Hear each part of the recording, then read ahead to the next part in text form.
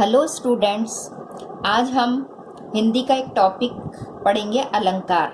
बच्चों, ये अलंकार 10th क्लास के लिए जब व्याख्या करते हैं, आजकल तो अलग से भी पूछा जाता है, प्लस 12th आर्ट्स के लिए और प्लस 12th साइंस के लिए, तीनों क्लास के लिए इम्पोर्टेंट है ये अलंकार। तो आज हम पढ़ेंगे अलंकार। सबसे पहला अलंकार शब्द की रचना अलम प्लस कार से हुई है।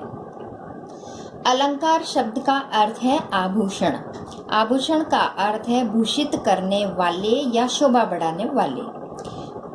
बच्चों, जिस प्रकार आभूषण धारण करने से तन या शरीर की शोभा बढ़ती है, उसी प्रकार हमारे काव्य में अलंकारों के प्रयोग से काव्य की शोभा में वृद्धि होती है। जिस प्रकार किसी स्त्री की शोभा आभूषणों से बढ़ जाती है, उसी प्रकार अलंकारों से काव्य की सुंदरता बढ़ जाती है, या कहना चाहिए कि कविता की सुंदरता बढ़ जाती है। बच्चों, पढ़ेंगे अपन अलंकार की परिभाषा। काव्य की शोभा बढ़ाने वाले तत्वों को अलंकार कहते हैं। बच्चों, अलंकार के कुछ भेद है। वैसे अपने कोर्स में अर्थालंकार, शब्दालंकार दो ही है, उभय अलंकार नहीं है, लेकिन मैं तीनों के बारे में समझाऊंगी। अलंकार के 3 भेद होते हैं। पहला अर्थालंकार, दूसरा शब्दालंकार, तीसरा उभय अलंकार। पहला करेंगे अपन शब्दालंकार। शब्द पर आधारित होते हैं। यदि शब्द के स्थान पर उसका पर्यायवाची रख दें तो अलंकार समाप्त हो जाता है। प्रमुख शब्दालंकार है अनुप्रास, यमक, श्लेष, पुनरुक्ति, वक्रोक्ति आदि। लेकिन हमारे कोर्स में 10th 12th में अनुप्रास, यमक और श्लेष है। फिर अपन पढ़ेंगे, नेक्स्ट है अर्थालंकार। अर्थ पर आधारित होते हैं, अतः शब्द के स्थान पर उसका पर्यायवाची रख देने पर भी अलंकार बना रहता है। बच्चों, अपन ऊपर पढ़ा था कि पर्यायवाची रख देने पर अलंकार समाप्त हो जाता है, लेकिन अपन अर्थालंकार में कोई फर्क नहीं पड़ता, पर्यायवाची रख देने पर भी अलंकार बना रहता है, या कह सकते हैं कि उसका अर्थ समझ में आ जाता है या अर्थ से पता चलता है। प्रमुख अर्थालंकार जैसे उपमा, रूपक, उत्प्रेक्षा, विरोधाभास, उदाहरण, प्रतीप, विभावना आदि जो है बच्चों, ये व्यतिरेक, विशेषोक्ति, विरोधाभास, दृष्टांत, बहुत सारे अलंकार जो अर्थालंकार के अंतर्गत आते हैं।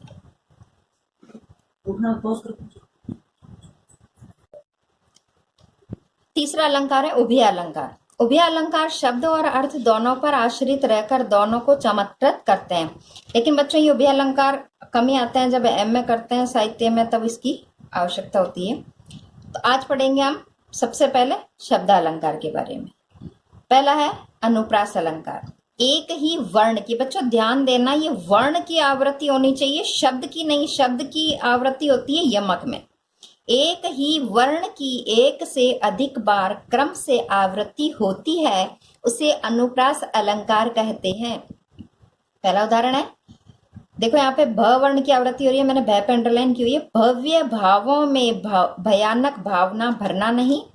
सेकंड उदाहरण है, भूरी भूरी भेद भाव भूमि से भगा दिया। यहाँ भी भ वर्ण की आवृत्ति हो रही है, इसलिए अनुप्रास अलंकार है। नेक्स्ट पढ़ेंगे अपन यमक अलंकार। जहां कोई शब्द एक से अधिक बार, देखो शब्द की बात आ रही है, यहाँ पर वर्ण की बात आई, इसलिए ध्यान रखना, वर्ण अनुप्रास में आता है और शब्द यमक में आता है। जहां कोई शब्द एक से अधिक बार प्रयुक्त हो और उसके अर्थ अलग अलग हो, वहां यमक अलंकार होता है। इस एग्जाम्पल में दिया, काली घटा का घमंड घटा। देखो घटा शब्द 2 बार आया है, यहाँ पर मैंने कहा ना शब्द की अधिक बार आवृत्ति होती है, एक से एक बार 2 बार। यहाँ प्रथम घटा का अर्थ है काले बादल तथा द्वितीय घटा का अर्थ है कम होना, तो यहाँ यमक अलंकार होगा। तीसरा अलंकार श्लेष अलंकार। बच्चों, श्लेष का अर्थ होता है चिपकना। चिपकना यानी कि शब्दों के साथ अर्थों का चिपकना। जब वाक्य में एक से अधिक अर्थ वाले शब्द या शब्दों का प्रयोग किया जाए और इस प्रकार एक से अधिक अर्थों का बोध कराया जाए, उसे श्लेष अलंकार कहते हैं। जैसे उदाहरण, पानी गए न उबरे मोती मानस चून। यहाँ पर पानी शब्द एक बार आया है, लेकिन यहाँ पर अर्थ अलग अलग है।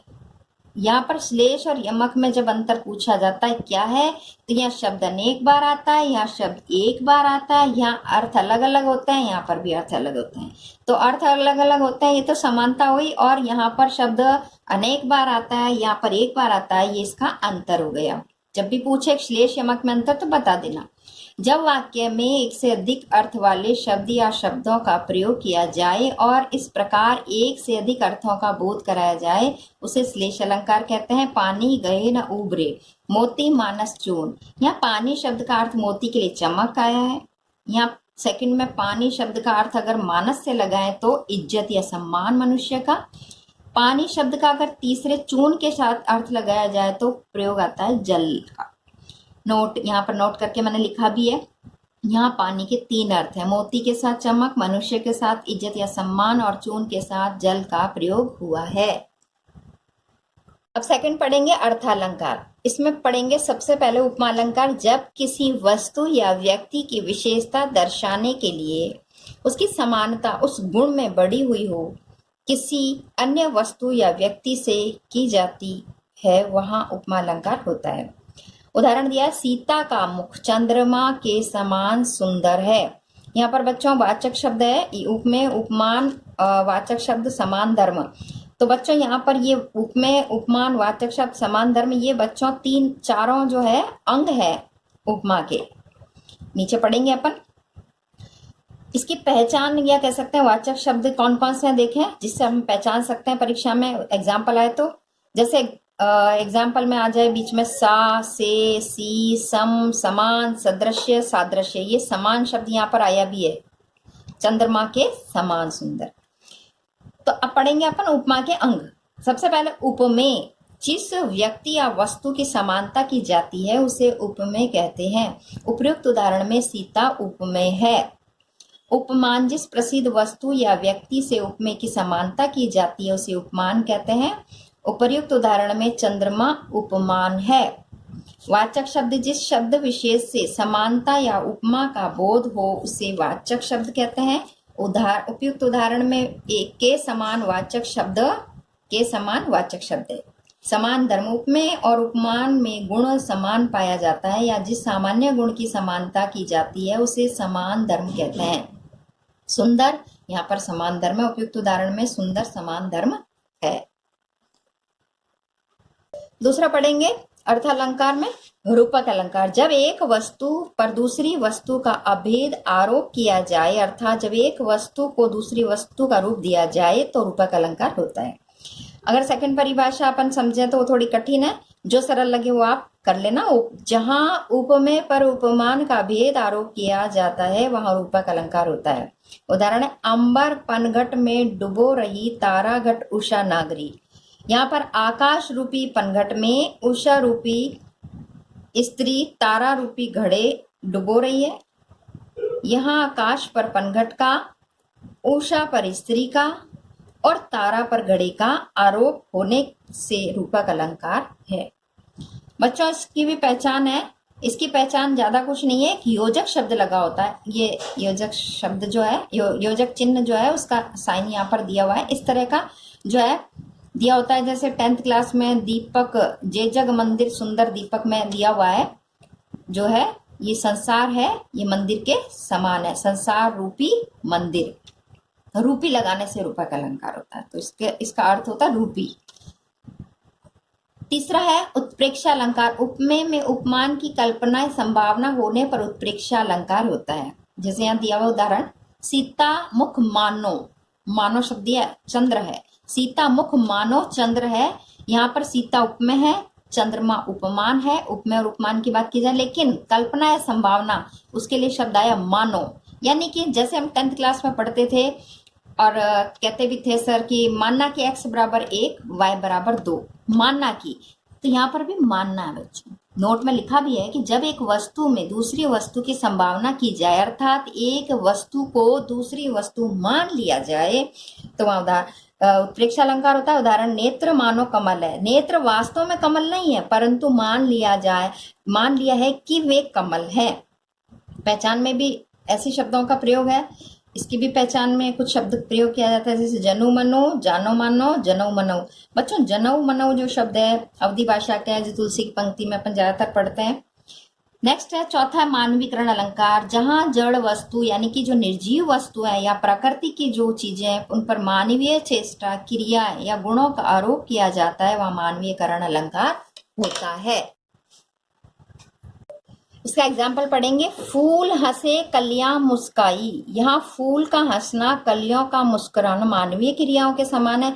यानी कि बच्चों मानवीय गण में जितनी भी प्राकृतिक चीजें हैं, जैसे नदी, तालाब, झरना, पेड़ पौधे वगैरह सब चीज जो होती है ना बच्चों, वो सब मनुष्य के समान हंसते हैं, बोलते हैं, क्रिया करते हुए नजर आते हैं। तो बच्चों वहां पर मानवीकरण अलंकार होता है।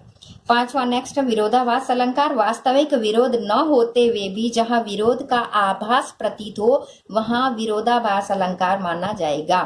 जैसे कि एग्जाम्पल में मीठी लगे आखियन लुनाई, आंखों का लावण्य मीठा लगता है। लुनाई या लावण्य का अर्थ है नमक या खारापन।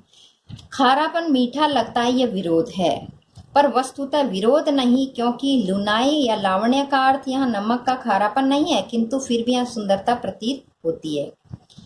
तो विरोधाभास में विरोध का आभास होता है। नेक्स्ट पढ़ेंगे उदाहरण अलंकार। जब एक बात कहकर उसके उदाहरण के रूप में एक दूसरी बात कही जाए और दोनों को जैसे, जिमी, ज्यों आदि किसी उपमानवाचक शब्दों से जोड़ दिया जाए उसे उदाहरण अलंकार कहते हैं। उदाहरण का एग्जाम्पल दिया हुआ है, मैंने एक फिल्म का जो गाना है उसकी कुछ पंक्तियां ली है, तो मैं इसको गाकर ही आपको समझाऊंगी। एक लड़की को देखा तो ऐसा लगा जैसे सुबह की धूप, जैसे खिलता गुलाब। तो यहाँ जैसे जैसे शब्द जो है वह उपमेय वाक्य देने के बाद प्रयोग किया जाता है। मैंने नोट में लिखा भी है। उदाहरण अलंकार की मुख्य पहचान है कि इसमें उपमेय वाक्य देने के बाद जैसे, जिमी, ज्यों, यथा, जथा का प्रयोग होता है। पहचान भी यही है इसकी, जैसे, जिमी, ज्यों, यथा, जथा आदि। तो बच्चों आज हमने जो अलंकार पढ़े हैं ये कक्षा 10th की जो व्याख्या करते हैं उसके लिए भी आजकल अलग से भी प्रश्न पूछा जाता है। 12th आर्ट्स के अनिवार्य हिंदी में भी ये सारे अलंकार दिए हुए हैं, और 12th साइंस में भी अनिवार्य हिंदी है, तो उसमें भी ये उनके लिए भी है। तो ये 10th क्लास के लिए, 12th आर्ट्स के लिए और 12th साइंस के लिए कंपलसरी हिंदी में जो हमने आज अलंकार पढ़े उसको अच्छे से समझेंगे। धन्यवाद।